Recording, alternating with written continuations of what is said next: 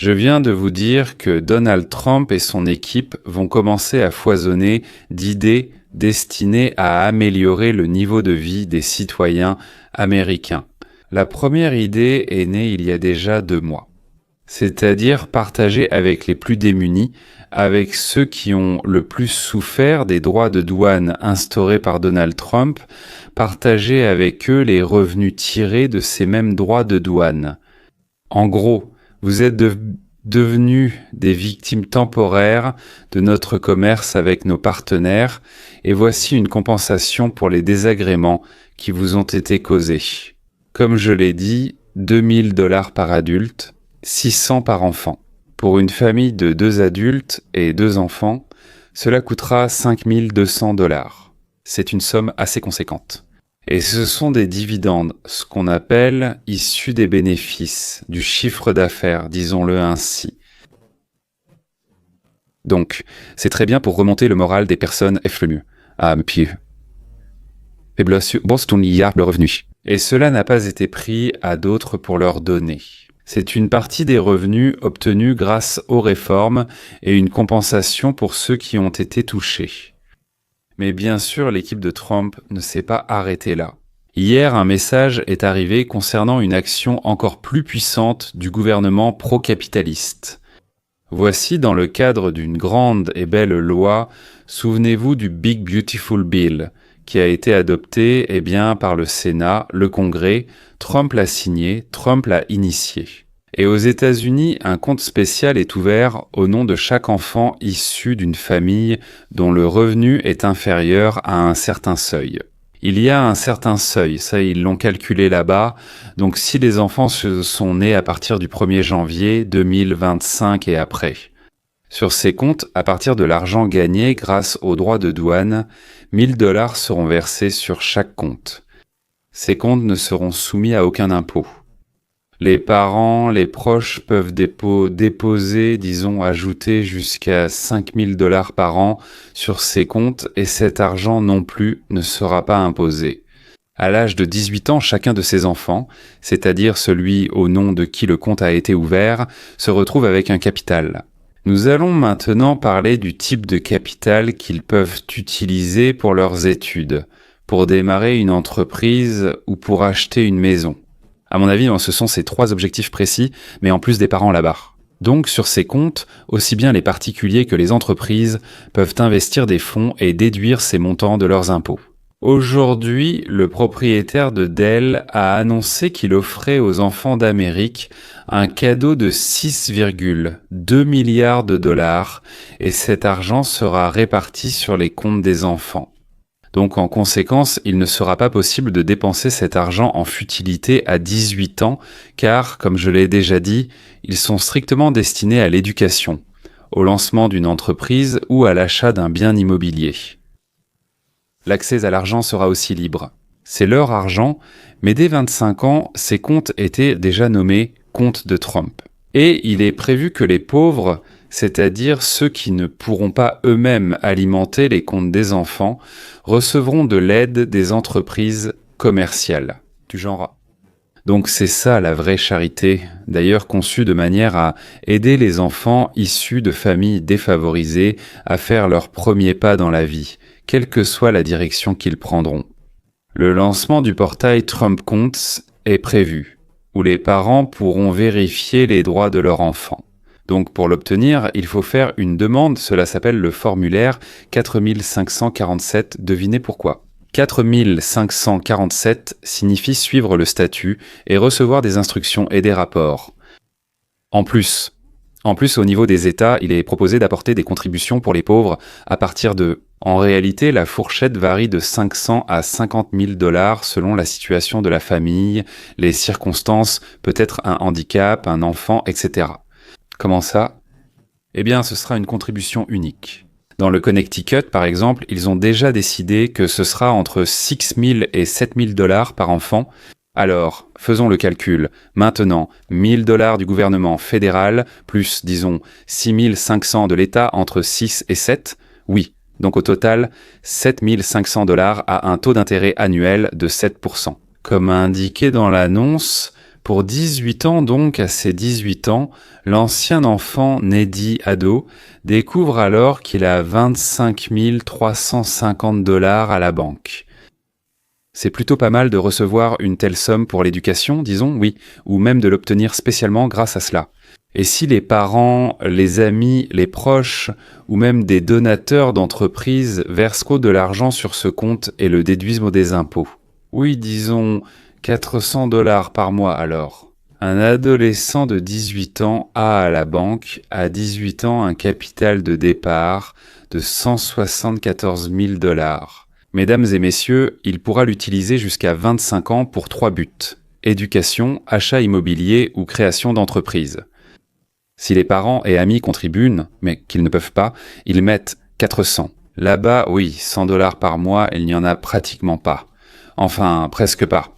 Les familles qui ne peuvent pas se permettre de mettre de côté 100 $ par mois pour leur enfant, alors à 18 ans, il aura 44 200 $ sur son compte. Eh bien, c'est une opportunité, pour ainsi dire, incroyable pour tout jeune homme ou toute jeune femme de commencer à démarrer à 18 ou 25 ans. À mon avis, c'est une bonne idée et elle est accessible. Merci à tous. Trump, depuis le 6 janvier, a commencé à s'appeler... Enfin, pardon, pas en janvier, mais le 6 novembre. Le 6 janvier, c'est une date complètement différente. Oui, c'est de cela qu'il s'agit. Depuis 25 ans, il a commencé à s'appeler le président des prix abordables. Il travaille à la baisse des prix des médicaments. Il promeut l'idée d'un prêt hypothécaire sur 50 ans au lieu du maximum de 30 ans aujourd'hui. Donc ce que cela signifie, pour que vous compreniez, qu'apporte ce prêt hypothécaire sur 50 ans au lieu de 30 ans? Une réduction des paiements mensuels de 200 à 300 $ peut ne pas sembler beaucoup pour certains, mais cela peut être décisif pour d'autres. Mais l'idée principale que l'équipe de Trump met en avant, c'est l'abolition totale de tous les impôts fédéraux sur les revenus des citoyens. Par exemple, 2 adultes perçoivent un revenu annuel. Là-bas, 150 000 $ ne sont pas énormes selon les standards actuels. Et ils versent au budget fédéral 16 000 $, ils versent aussi au budget de la ville, du comté, de l'État, ainsi de suite. Oui, mais concrètement, qu'est-ce que les fédéraux, ce dont Trump peut s'occuper? 16 000 $. Si un couple gagne 300 000 par an avant impôt, ce sont déjà de bons salaires. Alors les fédéraux leur prendront 50 000. Si on ne prend pas cet argent aux gens, alors, premièrement, beaucoup plus d'argent ira dans les investissements, c'est-à-dire qu'ils vont épargner sur des comptes, les mettre de côté, simplement investir, créer des entreprises, développer leurs entreprises. Il a souvent été prouvé que dès que les gens reçoivent plus d'argent, ils l'investissent rapidement dans des entreprises. Et deuxièmement, des milliers de projets idiots disparaîtront, inventés dans le seul but de prendre l'argent de ceux qui le gagnent et de le transférer aux fonctionnaires. L'appareil d'État sera réduit plusieurs fois. Et lorsqu'il ne sera plus nécessaire de collecter d'énormes sommes d'argent auprès de tout le monde, les services fiscaux et bien d'autres aussi. Je ne sais pas, les organes de l'État, les départements, les ministères. Donc la quantité de biens immobiliers va diminuer, personne ne voudra les garder si personne n'y travaille. Oui, seules les dépenses nécessaires au rôle principal de l'État resteront. Et quel est le rôle principal de l'État? Protéger la population, les biens et les territoires, et assurer l'application des lois adoptées dans cette société, dans cet État. Mais même le droit pénal changera, et tout ce qui comptera, c'est dans quelle mesure la vie et les biens du propriétaire sont affectés. Disons qu'on vous a volé votre voiture, qu'elle a été un peu abîmée, qu'on s'en est servi pendant 1 semaine, puis que le voleur a été attrapé et que la voiture a été retrouvée endommagée. Aujourd'hui, une partie de vos pertes est couverte par la compagnie d'assurance, mais ensuite elle augmente vos cotisations mensuelles ainsi que celles des autres. Et au final, c'est vous qui payez en fait les frais de réparation de votre voiture. C'est réparti entre beaucoup, donc vous ne le remarquez pas. En plus, vous avez payé la police qui a recherché le voleur et vous payez aussi pour son maintien en prison. Les juges, tout le tribunal en général, la retraite des gardiens au tribunal, puis l'entretien du voleur en prison. s'il est incarcéré, ce qui arrive assez rarement. Eh bien, imaginons, c'est-à-dire qu'il a passé là-bas 2 ou 3 mois, donc à vos frais, puis il est ressorti pour continuer à voler et c'est vous qui avez tout payé pour ça. Même si vous ne le savez pas et que vous pensez qu'une compagnie d'assurance ou l'État paie, l'État, en fait, qui donne l'argent, quand tout ce bazar avec les impôts est terminé, eh bien, tout sera payé. Sur la base de l'autofinancement. Le voleur devra vous rembourser via la compagnie d'assurance le coût de la réparation de la voiture, le coût de sa capture, de la détention, du procès, plus l'amende pour l'infraction que le tribunal imposera. Ainsi, le coût du tribunal, du juge, du local, du chauffage, tout cela devient aussi la dette du criminel. Soit il rembourse sa dette s'il en a les moyens, soit, s'il ne les a pas, il travaille pour rembourser sa dette avec des intérêts. D'ailleurs, par exemple, s'il doit 530 000 $, on lui dit « Nous organisons un procès, tu dois maintenant 530 000 $ avec 5% d'intérêts annuels à l'avance. » Et soit il travaille à son propre emploi avec une certaine garantie qu'il ne s'enfuira pas ou des prélèvements automatiques se sont effectués, soit il est en prison, payant ainsi par son travail à la fois son entretien et ses dettes. S'il ne veut pas travailler, il ne mange pas. Celui qui ne travaille pas ne mange pas. Enfin, ce principe sera appliqué. Oui, pour les crimes graves, y compris le meurtre, le schéma sera différent, plus complexe, mais pour les crimes contre les biens, donc matériels. Le préjudice matériel, c'est tout. Oui, cela représente 99,7% de tous les crimes sur le territoire des États-Unis. Donc il suffit soit de travailler, soit de payer, c'est-à-dire le préjudice causé plus une amende. Tout est très simple. Ok, revenons aux impôts, aux taxes et à la question de savoir à qui et où vont les fonds au cours du siècle, tout l'argent qui arrive dans le trésor public. Ne connaissant pas les faits d'il y a plus de 100 ans, je parle seulement des 100 dernières années. Donc ils étaient en dirigés vers de nouveaux projets là-bas, dans notre pays ou à l'étranger, à l'extérieur, qui en général n'avaient pas d'influence sur la vie et le bien-être des citoyens, c'est-à-dire ces personnes à qui on prenait cet argent. Pour la première fois de ma mémoire, il ne s'agit pas d'un remboursement d'impôts, par exemple comme cela s'est produit sous Bush, mais bien de dividendes versés aux citoyens à partir des bénéfices obtenus par l'État. Et ils vont précisément à ceux qui ont souffert de la hausse des prix. Je pense que c'est une mesure sans précédent. Dans la grande et belle loi, encore une fois, nous donc Big Beautiful Bill, je cite, il est également écrit que l'État cesse de subventionner les voitures électriques, ce qui nous permettra d'économiser environ 190 milliards de dollars sur 10 ans, donc de chaque brebis galeuse, un brin de laine, et on aura un manteau. En même temps, Donald Trump a annoncé mercredi l'assouplissement des normes sur la pollution automobile, ce qui, pas immédiatement, mais dans 2 ou 3 ans, entraînera une baisse du prix des voitures à essence. Ici 100 $, là. 50 ailleurs 75 et la vie devient sensiblement plus abordable. D'ailleurs, c'est un message adressé aux habitants de New York et d'autres grandes villes où la vie dans les quartiers centraux devient, comme ils le disent, insupportablement chère, oui, enfin, trop chère pour eux.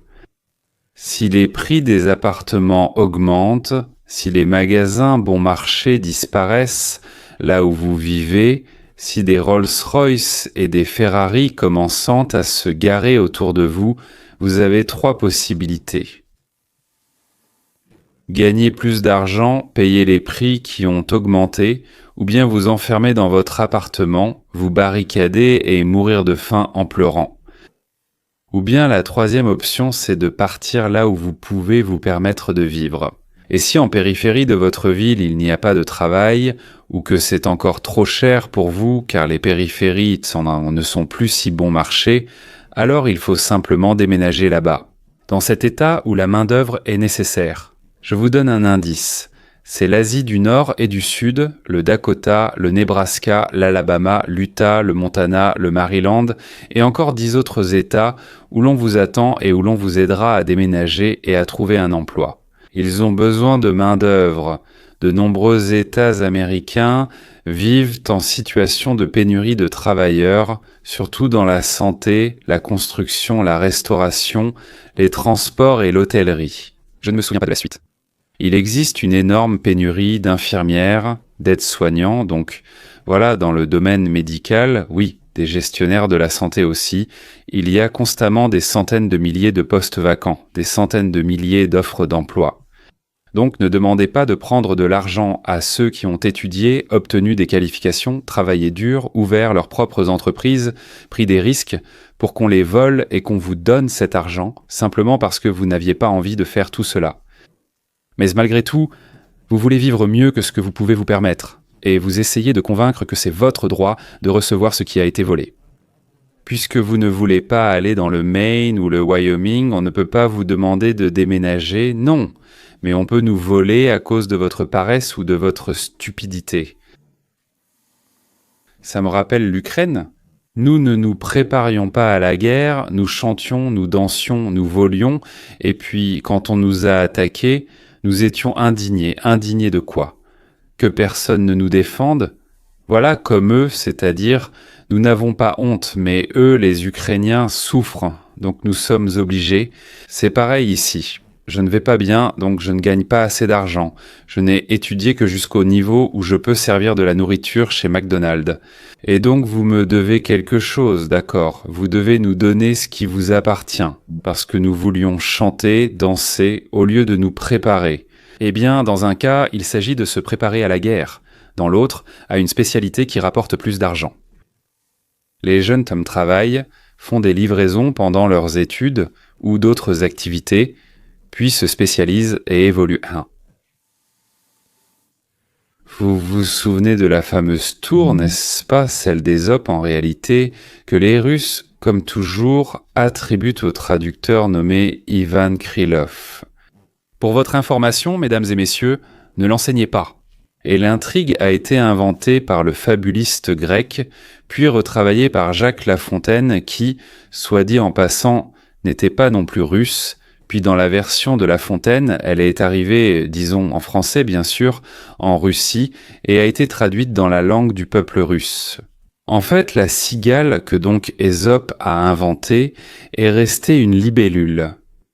Mais je pense que c'est plus pour la rime que pour changer en quelque sorte l'essence ou l'image. L'année prochaine de la vie des États-Unis se déroulera sous la devise réduction des dépenses et augmentation du niveau de vie. Tout comme la température est un signal de problème dans l'organisme, les élections de novembre de cette année aux États-Unis ont montré un problème dans la conscience de la population du pays. Cela signifie un problème de perception, à savoir que l'administration de Donald Trump s'occupe davantage de l'étranger que de nos problèmes internes. Donald Trump est confronté à une tâche et il va la résoudre. Il a un parcours impressionnant en matière de résolution de problèmes et de défis. Et je suis sûr qu'avant la fin du printemps 2026, nous sentirons que les prix commencent à baisser, les revenus augmentent et que le niveau de vie des Américains s'est nettement amélioré. Jusqu'à la prochaine rencontre.